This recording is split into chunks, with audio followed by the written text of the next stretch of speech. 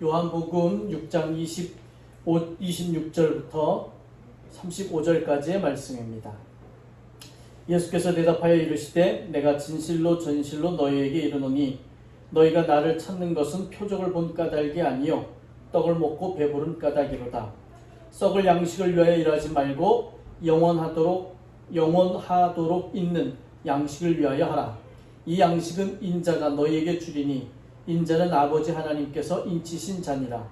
그들이 묻되 우리가 어떻게 하여야 하나님의 일을 하오리이까? 예수께서 대답하여 이르시되 하나님께서 보내신 이를 믿는 것이 하나님의 일이니라 하시니 그들이 묻되 그러면 우리가 보고 당신을 믿도록 행하시는 표적이 무엇이니이까? 하시는 일이 무엇이니이까? 기록된 바 하늘에서 그들에게 떡을 주어 먹게 하였다 함과 같이 우리 주상들은 광야에서 만나를 먹었나이다. 예수께서 이르시되 내가 진실로 진실로 너희에게 이르노니 모세가 너희에게 하늘로부터 떡을 준 것이 아니라 내 아버지께서 너희에게 하늘로부터 참떡을 주시나니 하나님의 떡은 하늘에서 내려와 세상에 생명을 주는 것이니라. 그들이 이르되 주여 이 떡을 항상 우리에게 주소서. 예수께서 이르시되 나는 생명의 떡이니 내게 오는 자는 결코 줄이지 아니할 터이요 나를 믿는 자는 영원히 목마르지 아니하리라. 아멘. 우리에게 주시는 주님의 말씀입니다. 하나님 감사합니다. 자리에 앉으시기 바랍니다. 오늘은 창조절 제5번째 주일입니다. 생명이라고 제목을 잡아봤습니다. 참 제목 잡기가 어려웠어요. 이게 어떻게 설명을 해야지 제목이 될까 여러 가지 고민하다가 그냥 하도 고민이 돼서 단순하게 나가자. 그래서 그냥 생명 이렇게만 적어봤습니다. 오늘 예수님을 제자들이 가버나움으로 예수님이 왔더니 사람들이 여기 보니까 아주 몰려왔다라고 기록해주고 있어요. 막 예수님이 오니까 사람들이 몰려와서 예수님을 막 찾는데 예수님이 그 사람들한테 뭐라고 하는 거 아니? 이 말이 아주 우리들에게는 중요한 이야기입니다. 내가 진실로 진실로 너희에게 이르노니 너희가 나를 찾는 것은 표적을 본 까닭이 아니요 떡을 먹고 배부른 까닭이라. 이렇게 얘기를 해요. 표적이라고 하는 것과 표적이라는 말이 나오는데 이 표적은 뭐냐면 예수가 하나님의 아들이심을 드러내는 기적, 그걸 갖다 표적이라고 해요. 그러니까 요 이야기는 떡 5개하고 물고기 2마리로 5,000명을 먹인 그 이야기 다음 바로 이어서 나오는 거예요. 사람들이 예수님이 떡 5개하고 물고기 2마리를 가지고 5,000명을 먹이고 12광지가 남는 그런 표적을 행하고 나니까 이분은 하나님께서 보내신 하나님의 사람이구나 라고 알아야 되는데 이 사람을 통하면 우리가 뭔가 더 배불리 먹고 뭔가 더 좋은 일이 생기지 않을까라는 그런 마음을 가지고 나를 쫓아왔다라는 이야기를 하는 겁니다. 예수를 믿고 예수와 더불어서 하나님께로 나아가는 길을 매진하는 그런 마음을 가지고 온 것이 아니라 저분은 진리를 가지고 있는 분이구나, 저분은 하나님께서 보내시는 분이구나, 저분의 말씀을 듣고 저분처럼 살아야 되겠구나 라는 이런 진리에 대한 욕망을 가지고 온 것이 아니라 저 사람만 쫓아다니면 내가 배불리 먹을 수 있지 않을까? 저 사람만 쫓아다니면 내가 어떤 인생의 문제가 해결되지 않을까? 라는 그런 마음을 가지고 예수를 쫓아왔다 라는 이야기를 지금 하고 있는 거예요. 사실 이게 참 중요한 문제입니다. 이 문제가 이 예수님이 지적한 이 두 문제가 우리 인간들에게 늘 주어져 있는 문제예요. 인간은 태어나면서부터 진리를 탐구하려는 마음을 가지고 있는데 그 진리를 탐구하려고 하는 마음뿐 거기다 보태서 또 다른 한 마음이 있는데 그게 어떤 마음이냐면 그 마음은 무엇을 먹을까, 무엇을 마실까, 무엇을 입을까를 염려하는 마음이에요. 내가 어떻게 하면 잘 먹고 잘 살 수 있을까라는 이야기죠. 내가 어떻게 하면 성공할 수 있을까라는 이야기예요. 많은 사람들이 먹고 사는 문제를 해결하지 않으면 사실은 진리를 따라가기가 참 어려워요. 그래서 먹고 사는 문제에 대해서 해결하려고 하는데 이 먹고 살려고 하는 문제를 해결하려고 하다가 신앙과 이것이 잘못 접합되어서 나타난 신앙이 뭐냐면 바알 신앙.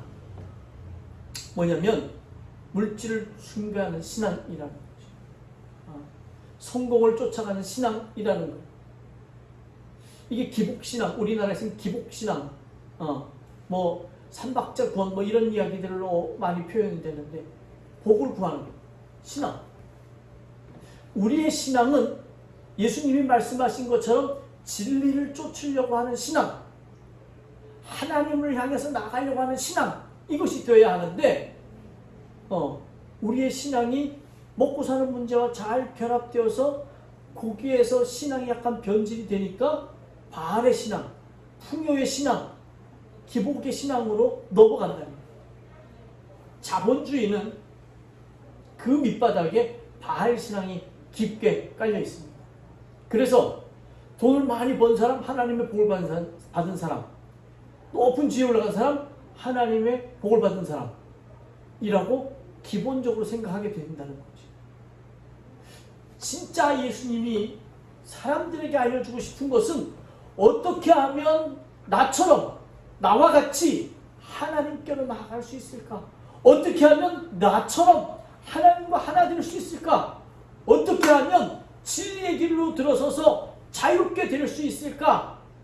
라는 것이 예수님이 가장 사람들에게 원했던 것이고 가르쳤던 것이고 함께하고자 했던 것인데, 신앙은 잘못 왜곡되어지기 시작해서 바알의 신앙으로, 성공의 신앙으로, 물질의 신앙으로, 기복의 신앙으로 그렇게 넘어갔다.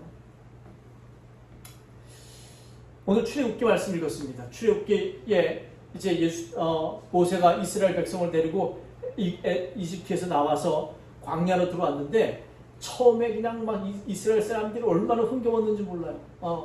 나와 10가지 재앙으로 인해서 나가라. 그래서 이스라엘 사람들이 나올 때 막 그분 보화를 주변 사람들한테 받아가지고 그 재물들을 가지고 자기들이 가지고 있었던 재물들과 더불어서 광야로 나왔는데, 광야에 나오자마자 그냥 이집트 군대가 막 쫓아오는 거죠. 쫓아와서 죽이려고 그러니까 도망가야 되는데 앞에는 홍해바다, 뒤에는 이집트 군대. 야, 이거 절체절명의 순간에 하나님께서 홍해를 여시고 이스라엘 민족을 마른 땅을 건너가듯이 바다를 건너가게 하셔서 저쪽을 건너가고, 이집트 군대는 이스라엘 민족을 쫓아오다가 그 바다에 휩쓸려서 그냥 아주 전몰이 되는 그런 역사, 아주 놀라운 사건이 일어나요. 그러니까 이스라엘 백성들이 그 홍해 바다를 건넌 다음에 속옷치고 꽹과를 치고 난리가 났어. 아주 축제가 막 신나게 보여. 흥분했죠. 하나님 놀라우신 분이구나. 세계 최강의 군대인 이집트 군대도 몰살시키시고 우리를 이렇게 구원해 주시는 분이구나. 그냥 거기서 이 온 이스라엘이 막 하나님을 찬양하고 기뻐 뛰며 난리가 났던 장면이 이제 나온 성경에. 그리고 나서 돌아서서 이제 하나님이 약속한 땅, 가나안 땅을 가야 돼요. 가나안 땅으로 가기 위해서 들어섰는데 들어서고 나니까 문제가 엄청 많은 거예요. 흥분했던 이스라엘 마음이 광야를 바라보고 나아가면서 가라앉기 시작하더니 냉랭해집니다. 자, 몇백만이 넘어갔다고 주장을 해요. 이집트에서 가나안으로 가기 위해서. 근데 나와서 보니까 몇백만이, 아니 그냥 아주 그냥 최소한 쳐서 몇십만이라 그러면 시의 인구, 한 시가 움직이는 거예요. 그 사람들이 광야에 나가서 보니까 물이 없어. 물 먹으려면 물이 얼마나 많이 필요하겠어. 한 모금씩만 마셔도.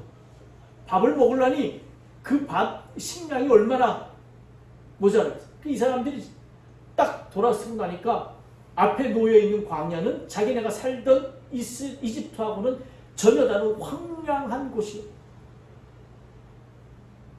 이스라엘 사람들의 마음속에 강팍한 마음이 들기 시작해요.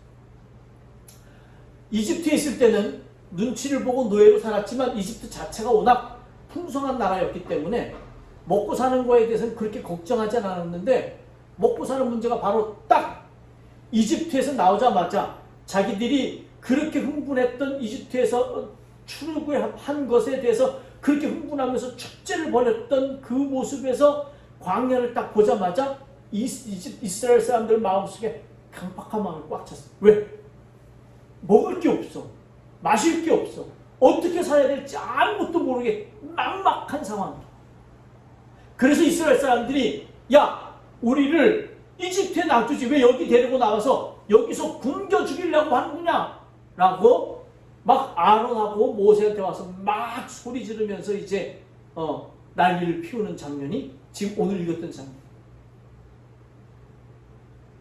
하나님이 어이가 없는 거예요. 하나님은 이스라엘을 이집트에서 구원해내신 분이에요.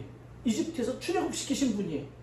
근데 그 모든 일을 하신 분이 누구냐면 하나님이신데 사람들이 와가지고 모세와 아론에게 막 너희들이 왜 우리를 끌어내서 이 광야에서 죽게 만들려 굶어 죽게 만들려 그러냐 막 소리치고 덤비고 하는 그 이야기를 들으면서 하나님이 답답한 거예요. 내가 이집트에서 너희를 어떻게 끌어냈는데 10가지의 이집트 사람들한테 재앙, 이스라엘 사람들한테 기적을 보이면서 끌어냈는데 그 나오는 과정 중에 내가 너희를 어떻게 보호했는데 최강의 군대가 쫓아와도 하나님이 내가 너희를 지켜서 홍해를 건너게 하고 이집트 군대는 몰살시켰는데 내가 그렇게 너희를 구하고 인도하여 여기까지 데리고 왔는데 앞에 뭐가 있다고 앞에 보이는 것이 그렇게 황량하다고 나한테 감히 이룰 수 있느냐. 모세와 아론이 이야기합니다. 너희들이 나한테 우리한테 뭐라 그러는 것 같지만 그건 우리한테 뭐라 그러는 게 아니라 뭐냐? 하나님께 뭐라 그러는 것이다. 왜? 여기까지 인도하신 분이 하나님이시고 앞으로 인도하실 분도 하나님이신데 우리가 뭐라고? 모세와 아론 우리가 뭐라고 우리한테 뭐라 그러느냐? 하나님이 하실 것이다. 라고 이야기를 하는 거예요. 그리고 나서 이스라엘 사람들의 배고픔을 만나와 메추라기를 통해서 먹여주고 채워주고 그렇게 하나님이 이끌어갔습니다. 라는 이야기. 이 이야기가 이스라엘 사람들한테는 너무 중요한 얘기입니다. 하나님이 하신다. 하나님이 출애굽시키셨고 하나님이 광야에서 돌보셨고 그 하나님이 이스라엘을 지금도 지키시고 인도하시고 함께 하신다. 그래서 출애굽 이후에 가나안 땅에 정착한 이후에 이스라엘 사람들은 늘 이걸 자녀들에게 교육하게 되어 있었어요. 누가 하셨냐? 하나님이 하셨다. 하나님이 출애굽시키셨고 하나님이 이렇게 우리가 하나님에 대해서 믿지 아니하고 대들고 하나님에 대해서 불평할 때 하나님이 우리를 먹이셨다. 하나님이 만나와 메추라기를 통해서 우리를 살리셨다. 이것을 이스라엘 사람들은 계속해서 자손 대대로 교육하게 되어 있습니다. 이 일이 이스라엘 사람들한테 아주 중요한 출애굽의 하나님과 관계 맺었던 하나님이 우리의 하나님이고 우리는 하나님의 백성이 되는 그런 역사적인 사건이 출애굽 사건이기 때문입니다. 이스라엘 사람들이 이 말을 기억하고 예수님한테 이야기를 하는 겁니다. 옛날에 모세는 하늘에서 만나와 메추라기를 내려서 우리를 먹여 살렸다. 당신은 어떤 기적을 보여줄 거냐? 당신은 어떤 기적을 보여줄 거냐? 우리에게 뭔가를 좀 보여줘라. 당신이 모세처럼 그렇게 하나님의 사람인 것을 좀 보여줘라. 그때 예수님이 뭐라고 하는 거 아니? 모세가 준 것은 모세가 준 게 아니라 하나님이 주신 거다. 또 잊어먹은 거 이스라엘 사람들이. 하나님이 하신다. 하나님이 우리를 출애굽시키셨고 하나님이 우리를 광야를 건너게 하셨고 그 광야를 건너는 동안 하나님께서 채우시고 먹이시고 인도하셨고 지켜주셨고 그리고 가나안 땅에 들어가게 하셨고 지금까지 우리와 함께 하시는 것 그 모든 게 다 하나님이 하신 거다. 모세가 한 게 아니다. 그런데 모세가 내려준 그 만나를 먹었던 사람들 다 어떻게 됐냐? 죽었다. 그러니까 너희들은 그 죽을 것을 위해서 애쓰지 말고 뭘 위해서 애써라? 영원히 살 것을 위해서 애써라 라는 이야기예요. 영원히 살 것. 아까 얘기했던 것처럼 진리를 따라서 진리를 추구하면서 하나님께로 나아가는 일, 이것이 영원에 이르는 길, 하나님께서 진짜 원하시는 길, 예수가 우리들에게 보여주고 같이 가시고자 했던 길. 그런데 사람들은 무엇을 먹을까, 무엇을 마실까, 무엇을 입을까에 대한 썩어 없어질 것에 대해서 관심을 가지고 그 신앙을 키워가면서 그 신앙을 붙들고 하나님과 씨름하고 있다는 거죠. 이룰 수 없는 일, 먹어도 죽을 수밖에 없는 것, 쓰면 없어지는 것, 그것을 위해서 애쓰고 수고한다 라는 거예요. 예수님이 너희들이 진짜 해야 될 일은 영원한 것을, 영원히 있을 것, 영원히 있는 것, 그것을 위해서 했어야 된다. 썩 없을 것을 위해서는 애써서는 안 된다라는 이야기를 지금 이 가버나움에서 예수님을 쫓아온, 가버나움까지 예수님을 쫓아온 그 수많은 사람들한테 하는 이야기. 이 이야기는 사실 우리들한테 하는 이야기입니다. 여러분, 기독교인은 꼭 기억해야 돼요. 무엇을 먹을까? 무엇을 마실까? 무엇을 입을까?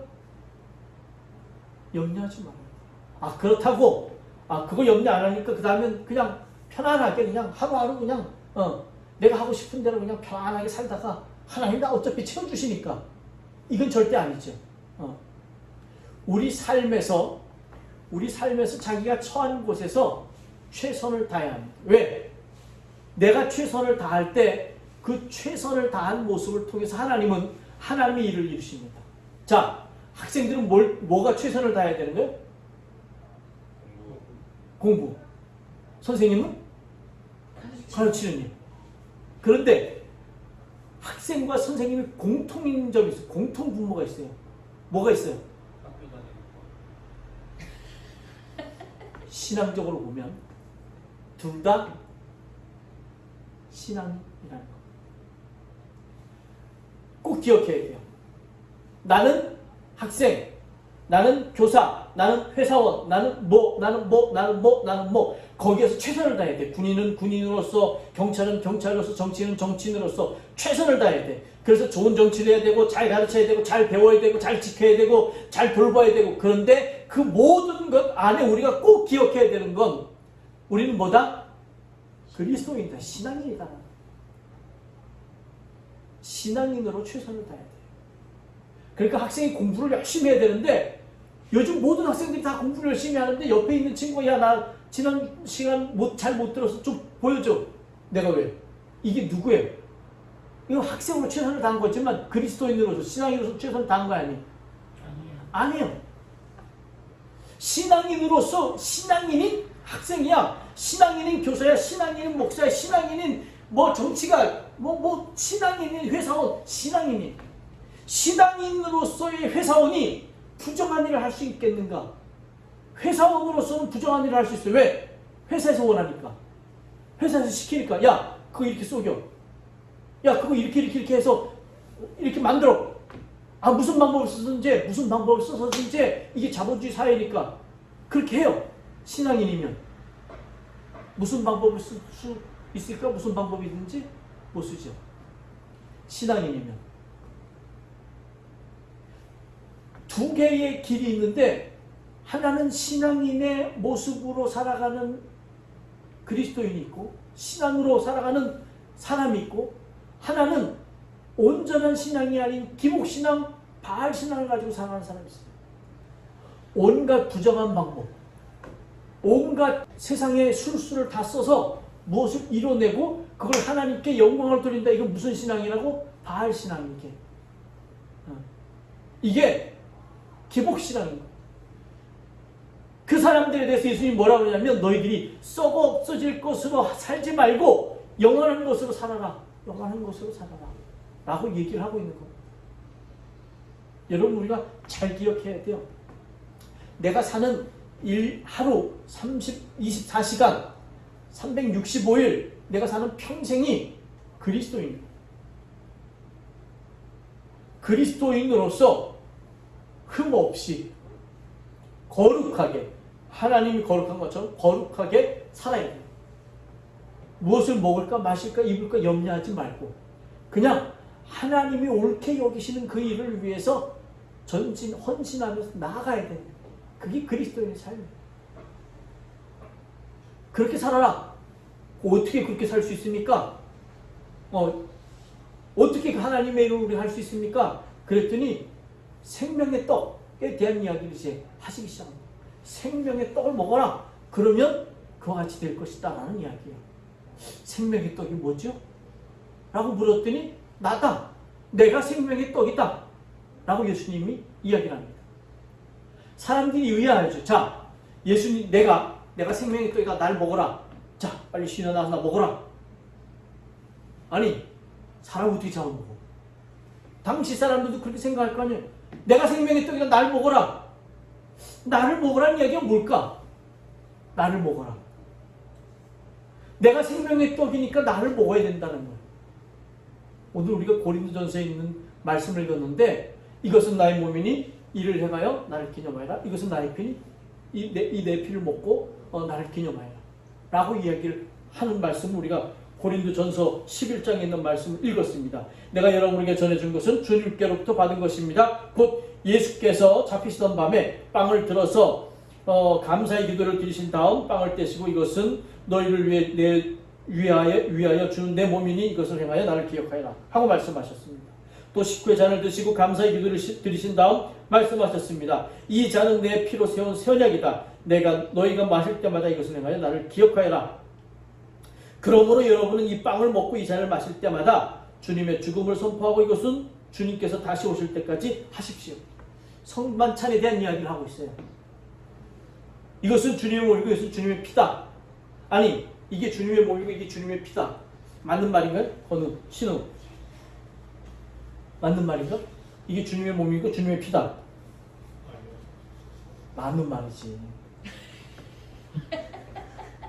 왜 아니야 이게? 그거는 그냥 포도주하고 빵이라는 거죠.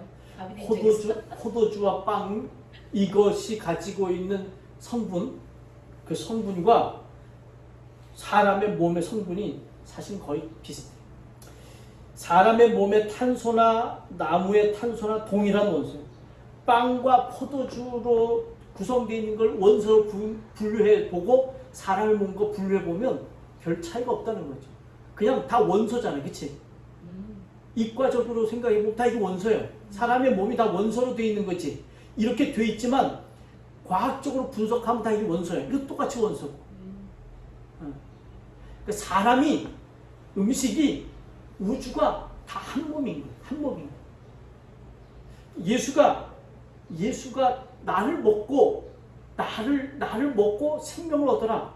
이게 다 예수의 몸인 거예요. 예수의 몸과 예수의 피인 거예요. 예수의 몸과 예수의 피와 빵과 포도주가 성분적으로 다른 건 아니에요. 우리가 고백하는 게 중요합니다. 고백하는 게. 내가 예수의 몸을 먹는다 라는 것은 내가 생명에 동참한다. 다른 말로 하면 예수처럼 살아간다. 이 다 똑같은 말이에요. 좀 막 건너뛰어서 얘기를 해서 문과적으로 상상을 하지 않으면 안 되는데, 이과적으로 상상하면 좀 곤란한데, 문과적으로 상상하면 예수가 이것이 내 몸이 생명이 되니까 이걸 먹어라 라고 하는 이야기는 내 삶과 같이 살아라. 나처럼 살아라. 나와 하나가 되라 라는 이야기예요. 우리가 예수와 하나 된다라고 하는 그 상징을 예식으로 표현한 게 성만찬입니다. 우리는 이 떡과 포도주를 먹으면서 예수와 하나 되는 겁니다. 생명이신 예수 하나 되는 거예요. 이 떡과 포도주를 먹으면서 우리는 예수와 하나 된다라는 이야기가 무슨 얘기냐면 내가 이 떡과 포도주를 먹으면서 예수처럼 살겠다라는 이야기예요. 예수님이 몰려든 사람들한테 하는 얘기가 뭐냐면, 야, 너희도 나처럼 살아라. 너희도 나처럼 살아라. 너희도 하나님을 바라보고 하나님께 나아가는 일에 매진하여라. 그러면 하나님께서 너희들을 다 책임져 주지 않겠느냐. 출애굽한 이스라엘 사람들에게 하나님이 하시는 이야기 그 얘기예요. 황당한 광야를 바라보면서 이제 뭘 먹고 어떻게 살까? 고민하지 말아라. 지금까지 그 출애굽시키고 그리고 나와서 여기 이집트 군대를 물리치고 여기까지 오게 하신 하나님이 내가 너희들을 돌보지 않겠느냐? 니네가 이렇게 먹을 거 없다고 아우성 치지 않더라도 내가 어떻게 먹이지 않았겠느냐? 마시게 하지 않았겠느냐? 너희들이 행해야 될 게 뭐냐? 그저 하나님을 믿는 거다. 그렇게 하신 하나님이 지금도 함께 하시고 앞으로도 함께 하실 것이다. 이걸 믿는 것이다. 우리가 떡과 포도주를 매주 성찬할 때마다 하잖아요. 이걸 먹는 건 뭐냐면 우리가 한 몸이다라는 걸 공유하는 거예요. 이 떡과 포도주를 먹으면서 우리가 한 몸이다. 우리는 한 몸이다. 옛날에 아니죠. 한 1900, 2003년, 2년, 3년 일본에 갔을 때 노숙자들 교회를 갔어요. 노숙자들 교회 갔는데 얼마나 꼬질꼬질한지 노숙자들이 쫙 그냥 큰 교회에 노숙자들이 꽉 차 있는데, 근데 우리는 목사니까 그 성공회 교회에 갔는데 성공회 신부님이 우리가 목사인 줄 다 아는데 목사들이 쭉 가서 앉았는데 이쪽에 목사들이 주로 많이 앉고 저쪽에 노숙자들, 우리 뒤쪽은 노숙자들하고 이렇게 앉았는데 성만찬을 하겠다는 거예요.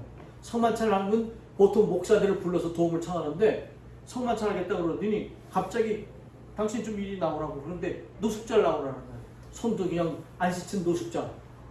그러면서 그 노숙자를 이렇게 나오라고 해서 성만찬 떡을 막 잘라놓고서는 나 보좌하라고. 그리고서는 떡하고 포도주하고 하나씩 이렇게 주는 거예요. 근데 그걸 들고서는, 떡을 들고서는 이걸 보면서 이걸 들고서는 고백을 하는데, 이 떡을 먹으면서 우리가 하나입니다. 그러면서 옆을 딱 보니까, 내 옆을 보니까 맞은편 쪽에 정말 그 노숙자 중에서 가장 더러운 노숙자가 앉아요. 내가 그 떡을 들고 못 먹을 뻔했어요. 내가 저 사람하고 진짜 형제가 될 수 있는가? 내가 진짜 저 사람하고 한 몸이 될 수 있는가? 떡이 얼마나 무거운지, 그 노숙자와 내가 형제인가? 라는 그 질문이 이 떡을 얼마나 무겁게 만드는지, 먹을 수 없게 만드는지, 정말 고민이 많았던 성만찬이에요. 정말 은혜가 많았던 성만찬이에요. 우리가 성만찬을 하면서 이 떡을 통해서 우리가 먼저 한 몸이 되고, 이 떡과 포도주를 통해서 예수와 한 몸이 되는 거예요. 성만찬을 해낸다는 것은 어떤 의미냐면 예수의 생명에 동참하겠다는 이야기예요. 몸과 피를 통해서, 예수의 몸과 피를 통해서 예수의 생명에 동참하겠다. 이 말은 조그맣게 이야기를 바꾸면 예수와 같이 살겠다. 예수처럼 하나님께로 향하는 걸음을 걷겠다.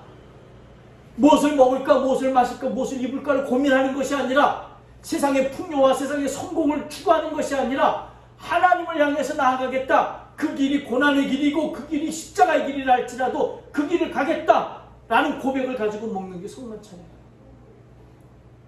이 떡과 포도주를 마시면서 우리는 한 몸이 되는 겁니다. 교회가 이 성만찬을 매주 해야 되는 이유는 여기 있어요. 이 떡과 포도주를 마시면서 우리가 한 몸이 됐는데, 아이 건우가 나를 싫어하는 것 같아. 아니 이게 말이 돼? 돼 안 돼? 안 돼. 왜? 우리가 한 몸인데 내 머리가 내 다리를 싫어해. 그래서 맨날 지나가서 다리를 뽕뽕 집어 차면 되나 막 다치라고 막. 그럼 내 머리는 편안한가? 그게 내 몸인가? 아니죠. 교회는 한 몸임을 알기 위해서는 늘 성만찬을 실행해요. 내가 생명으로 살려면 성만찬을 해야 돼. 왜? 성만찬을 통해서 우리는 예수의 생명에, 하나님의 생명에 참여하는 것이니까.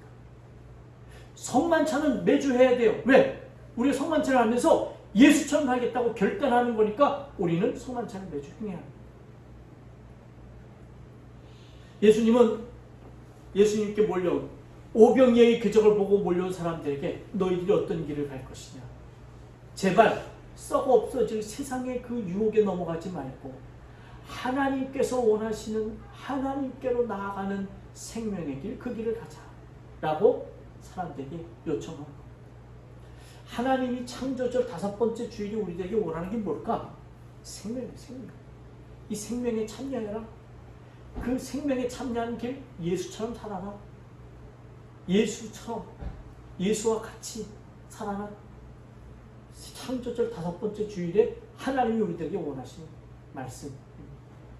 이번 한 주간 동안 오늘 성만찬에 참여하면서 나는 예수와 한 몸이 된 사람, 우리는 한 몸인 사람, 나는 생명의 길에 들어선 사람, 나는 예수처럼 살려가는 사람, 내가 어디에 처해 있든지 어느 곳에 가 있든지 나는 서영호, 신앙인으로서, 목사이지만 신앙인으로서, 운전하는 자지만 신앙인으로서, 학생이지만 교사이지만 직장인이지만 신앙인으로서 살아가는, 예수처럼 살아가는, 생명을 담고 살아가는 그런 그리스도인들이 되시기를 주의 이름으로 간절히 축원합니다. 기도하겠습니다. 하나님 감사합니다. 예수는 자신의 몸을 내어주면서 그 예수처럼 살기로, 우리가 예수처럼 살기로 결단하기를 간절히 원했습니다. 그러면서 그 길로 우리를 초청하고 인도했습니다. 하나님, 잠깐만 방심해도 세상의 모든 방향이 풍요와 물질과 성공과 돈과 욕망에 사로잡혀 있는 것을 우리는 그 잠깐만 방심해도 우리는 그 길로 들어설 수밖에 없습니다. 그 길은 하나님과는 관계없는 길이고 예수와는 정반대되는 길이고 예수를 십자가에 못 박는 길이고 아버지 하나님 구원 멸망으로 이르는 길입니다. 아버지 하나님, 우리가 예수처럼 생명으로 이르는 길에 날마다 매진할 수 있도록 도우시옵소서. 아버지 하나님, 내가 처해 있는 곳에서 내 직분에 맞게, 그리고 신앙인으로서 최선을 다한다면 하나님께서는 분명히 우리에게 이 모든 것을 날마다 채워주신다고 말씀하셨사오니 아버지 하나님, 그 말씀 믿고 굳건히 그리스도인의 길을 온전히 걸어갈 수 있는 우리 예수와 함께 모든 성도들이 되도록 도와주옵소서. 시험에 이길 수 있도록 성령으로 우리를 지키시고 인도하여 주시옵소서. 말씀이 살아 움직여 그 말씀의 검으로 아버지 하나님 어떤 유혹도 어떤 시험도 물리칠 수 있도록 인도하여 주옵소서. 예수님의 이름으로 기도하옵나이다. 아멘.